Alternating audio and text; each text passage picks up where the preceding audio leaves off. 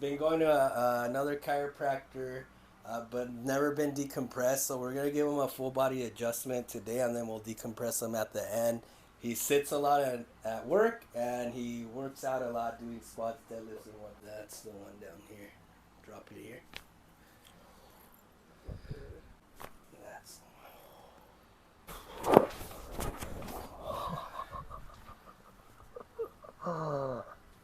That was good right there. That was it, huh? Damn. Yeah, your hip is tight. Keep it. There